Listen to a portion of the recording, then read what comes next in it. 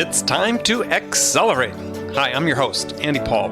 Join me as I host conversations with the leading experts in sales, marketing, sales automation, sales process, leadership, management, training, coaching, any resource that I believe to help you accelerate the growth of your sales, your business, and most importantly, you. Hello, and welcome to Accelerate. This is another edition of Frontline Friday with my noted guest, Bridget Gleason. We're trying out new adjectives every week for you. I like it. I like noted guest. Okay. And it works for me. Yeah. I mean, it works on so many levels. Until I get tired of it. I'll let you know. Okay.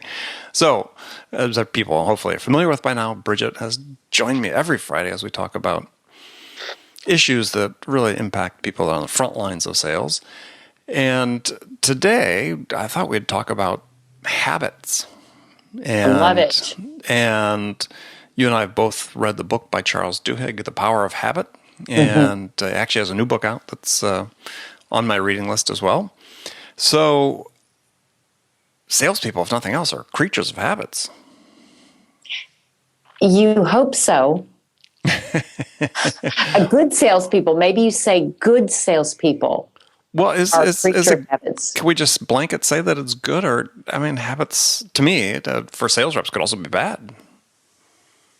Well, that's true. That's true. So I think that's an important distinction is we can develop good habits and bad habits. But I wouldn't say that salespeople, just in my experience, not everybody is habit-oriented. So even it's not that they have good habits or bad habits. Some of them just don't operate where they've got a lot of routine and things that they do habitually. Which is a habit in itself, right? So that's probably how, I don't know. They're a little bit more random, perhaps. Yeah. So what do you think accounts for that? Because it seems like people take comfort in routine. Andy, you and I are obviously very similar. You take comfort. I'm guessing you take comfort from routine. A little bit, yeah. There's certain routines, sure. Okay, I am like a little white rat. I thrive on routine. I'm going to go the same way and the same. So for me, routine and habits are really important to me. My experience is that everybody is not even on the sales floor. Maybe there's some, but they're a lot.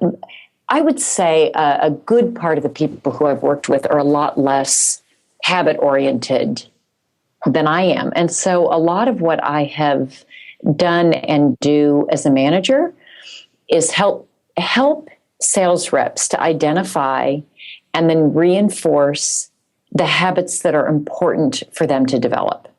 And it takes time for them to develop. So what are the disciplines and what are the things that they need to become habit? And there's a lot of work that's been done on this topic, that part of the reason that a habit is important is that habit, when something becomes a habit, it frees you cognitively to spend that energy on something else. Yeah, so, actually they say from a scientific standpoint, it's important. Your brain needs that rest. You know, if you were constantly improvising every second of the day, you'd be exhausted. Right. And so what are the things in sales then that are important to develop as habits so that you can spend the energy on things that maybe are not as easy to systematize or to make habits? So let's say being in a conversation and really listening to what a prospect is telling you and trying to pull out the things the relevant pieces in a conversation and keep the conversation on track and moving forward. And there are lots of things in a conversation that require perhaps more agility and sort of mental acuity. Mm-hmm. And I would hate it if I'd spent all my energy just trying to remember that I needed to make 20 calls that day or whatever it is, Sure. So I think that's why habit can be It's really, really important. And as you say, not all habits are good ones. Yeah, I mean, in the case that you said, with a conversation with a prospect, if your habit is always that I ask these three questions, irrespective of what the customer answers, then that's a bad habit. Right. Or there was a rep that worked for me whose habit was getting into the office late every day. That's not a really great habit. Well, that's so funny because, in Duhigg, his book talks about, sort of the cycle of you have a cue, you have, and a reward at the end, right? Cue, response, and reward. So what was the reward the person was getting for being late, I wonder? I'm trying to think back to this individual. What was the reward that well, I mean, it's a hypothetical question, right? Because obviously you can't answer. But I mean, you sort of think about it as, they say as they map out habits is that, one of the reasons things become habit because at the end of the cycle, there's a reward of some sort. Well, it could be. So in that particular case, maybe it's sleeping in. True. Maybe it's, I got to work out. Maybe it's, I don't know, but it's a good question, is trying to identify what is the reward. That person was obviously getting some reward for coming in. Psychically, yeah. Psychically, even though it wasn't intentional, but was getting some sort of a reward. I think when the consequences started to outweigh the rewards. Maybe his reward was he liked going to the unemployment office. Well, that could be. That could be. Luckily, it didn't get there. I think with this individual, it came up with me. It doesn't have to come up with me very many times, a couple of times. And that particular habit, for me, is career limiting. Mm-hmm. Yeah. I think having too many bad habits are career limiting. And so one of the things I had encouraged him to do was set it. And when we would have conversations, his it wasn't really a defense, but how he described it was that he didn't have a habit around getting into the office. He didn't. He just got in when he got in, which was always late. He didn't have a habit of ever getting in early. I don't come at the same time every day. I'm always late. It's just different times. Precisely. I like to be a free spirit, blah, blah, blah. So what I encouraged him was to develop a habit. And he wouldn't get in, honestly, before, 9:30 or 10. And he told me, okay, I'm going to start getting in by 8 a.m. And I remember telling him, okay, I said, I'm happy with that. I'm already here. But you need to set goals and create habits that you can stick to. And that's really important. I worry that if you set a goal of 8 a.m. when you've been getting in closer to 10, you'll do it a couple times and see this is just unachievable. So pick something that you can achieve. And that so that you, and again, this is the reward, is there's a reward in, I say I'm going to do something and I'm going to do it. And just being that kind of person, that we get something psychically from that. So I said, I would encourage you to pick a time that you think is reasonable for you, reasonable for me. And that you can stick to and really commit to. And again, creating that habit. And I'll tell you, he started maybe where he got in, maybe it was an hour earlier for a month. And then he moved it another half hour earlier. And finally, he did get it to about 8. But I think what he got psychically from that, which is why I like that book and even thinking about this, is the reward for him of, number one, okay, his VP isn't on him. Okay, tell him it's Chris. So there was something about me also noticing, good, you're here. Mm-hmm, mm-hmm. Number two, it feels good when we commit to something and do it. And number three, I think he saw, God, you kind of get a lot done in these hours. And then that became a habit that did stick with him. But it took some time. Yeah, so what Duhigg talks about in his book is that for habits really to become locked and concrete, is there has to be this craving for the reward, I think is the term he uses, that the anticipation of getting the reward of that you'd get through your new habit or your changed habit, let's say, really becomes what drives it for you. And I thought the case that I've talked about my first book with the client I worked with, where we worked with them to get their response time to new sales leads down, from 3 days to, we started one business day and they kept whittling it down to finally got to 30 minutes. But it was really, once we got down to 1 day, the salespeople were the ones that were driving, hey, can't we keep changing our process to make it faster? Because they saw that the response they got from the customers when they were responding so quickly. And they got more qualified opportunities in their pipeline. They started closing higher fraction of their deals, and they saying, well, gosh, if this is happening with this change, they started craving more of the reward. Can we do it more quickly? Yeah, that's it. I remember that also from your book. What are some other habits, Andy, that you look for or that you have seen just really effective salespeople develop or that they have?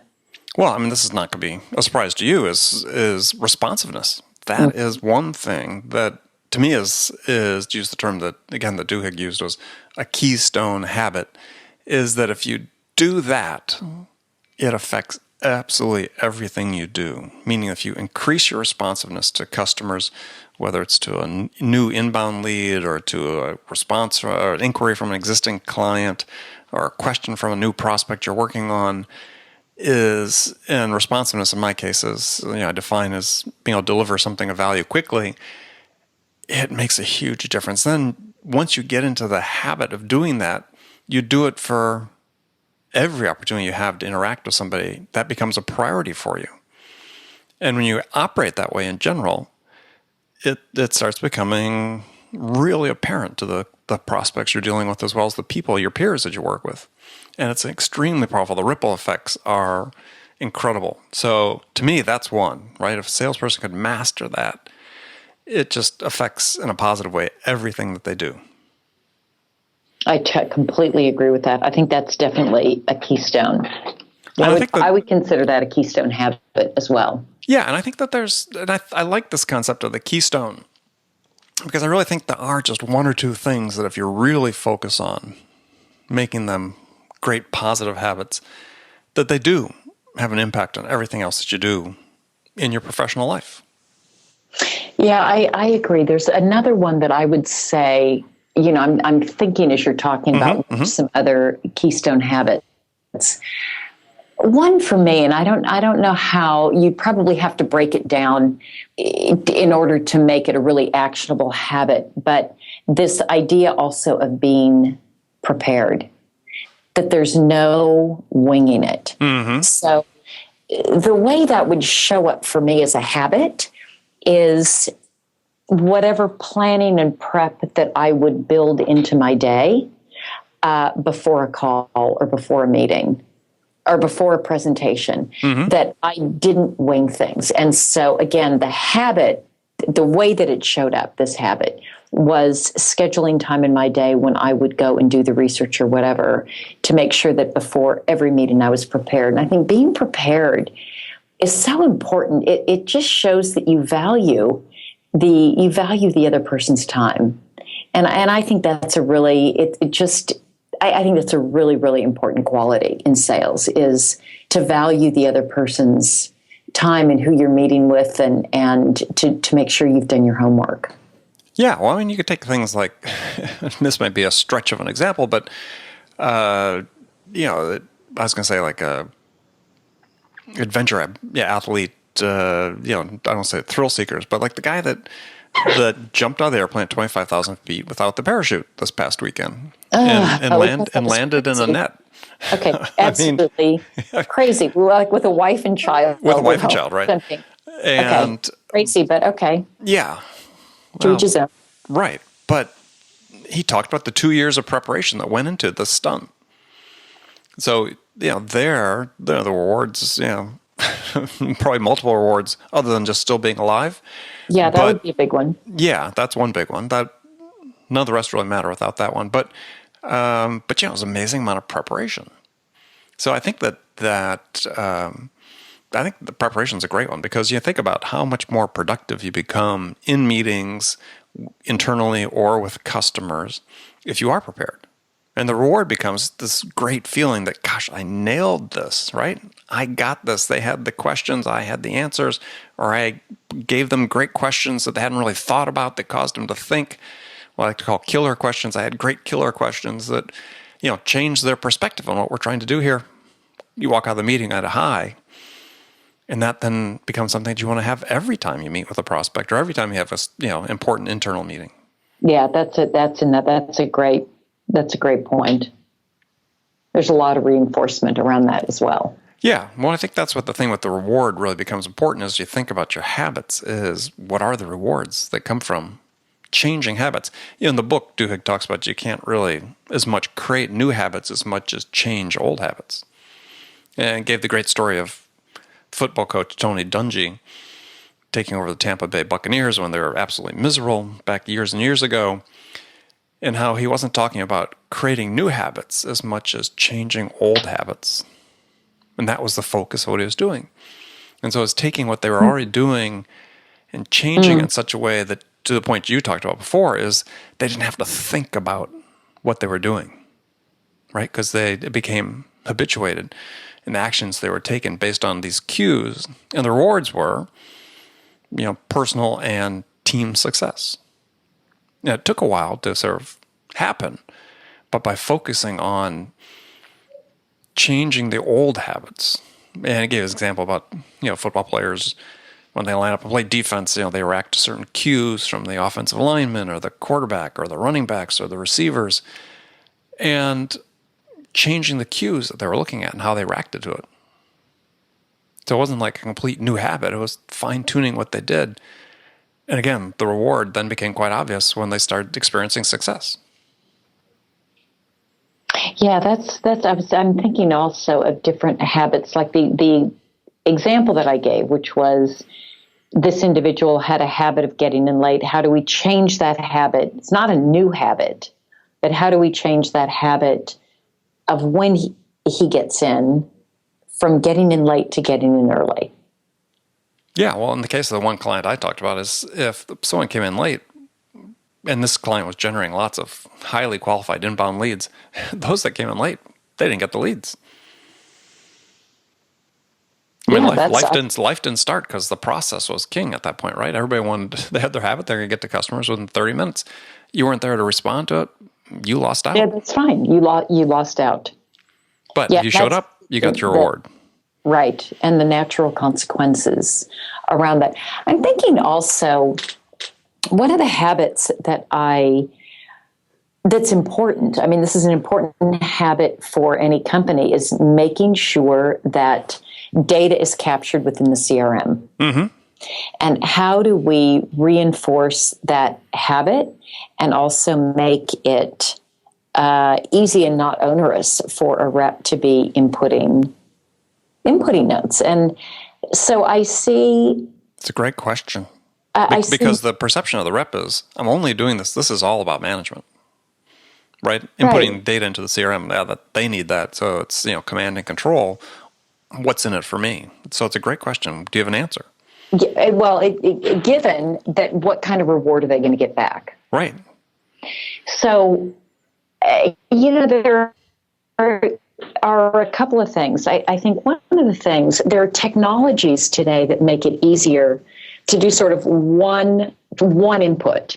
So one of the things that we've talked to reps about when you're on the phone with a prospect, to take notes right in the CRM. So you're not doing it twice. So there are some very practical things that we have tried to encourage them to do little by little, and there's a lot of tools that support this, so that they're not writing it down on a piece of paper and then having to transcribe it and get into the CRM. So there are things like that that make a difference. It's interesting. Recently, we moved to, we were using spreadsheets, and then we were using different dashboards and reports in Salesforce, and we recently moved to using the forecast module in Salesforce, which doesn't seem like a big deal. But, when people's habits are not to input stuff into Salesforce. The reporting tool, they're just not very accurate. Like if you don't have stuff in there, you can't run an accurate forecast. No. Okay, as you know. And when we really ripped out the spreadsheets and said, we're not doing any more reporting, and we started every single meeting, we were only, and the CEO did, the CEO all the way on down, that's what he was looking to report on. I'll tell you, people's habits changed quickly. And I think well, that was the reward, right? I did not want to show up. I think there can be negative rewards. The positive reward is you come to the meeting, you don't get yelled at by the CEO. Exactly. And that so it started as wanting to avoid a negative consequence and wanting to avoid the negative pieces of it. But I think over time, and not a lot of time, the individuals in the team saw, God, this is great. I can see at any moment in time where I am relative to other people on my team, whether to relative to other regions, how's the company doing in general. It became something that everybody looked at and realized, gosh, it makes a lot of sense. This is great for me to be able to kind of see where I am, where I stack, and how they're reporting it. Oh, and has this gone through order management yet? And who's got visibility? And it did, I think the adoption, the habit really snowballed as people started to get back some of these these rewards, like are talked about in the book. So what originally started as wanting to avoid negative consequences very quickly moved to, this isn't so bad. And that people got something from it that I think then it does become a habit. Then things start to move more quickly, and it's not as difficult to enforce the rules, which is a huge difference for those of us in management that depend on having accurate data and depend on that being a good habit. Yeah, I mean, that reminds me of an example earlier in my career where I was actually a program manager at the time and sort of an account manager, if you will, in today's terms. And every Monday, we had a meeting with the CEO of this company where, in essence, we were reporting directly to the CEO, not to our supervisors. And yeah, you had to be extremely prepared. I mean, and so you could say, yeah, you were initially trying to avoid the negative consequences. But if you were prepared, what happened is the CEO would go to bat for you with your program and with your account, with all the other resources in the company. So the benefit of being prepared were pretty substantial because we were all about 6 account managers are contending for a pretty limited source of our resource pile, right? And so the better prepared you were, the more likely you were to get the CEO to turn to somebody and say, fix Andy's problem, or help Andy with this, as opposed to the other people. So yeah, it became a very powerful reward, and we sort of, to the point of craving it. We sort of craved it because we look good in front of the CEO and in front of your peers.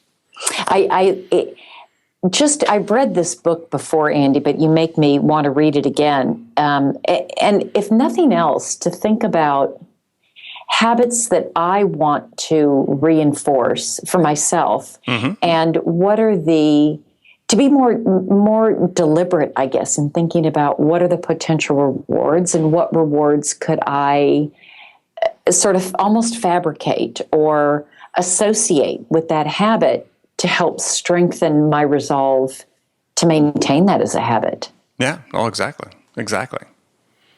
Well, good. Well, Bridget, as always, it's been great to talk with you. And likewise. And friends, thank you again for joining us as you do every week. And we'll ask again, as we didn't get a chance today, but next week we'll answer some questions that have been submitted.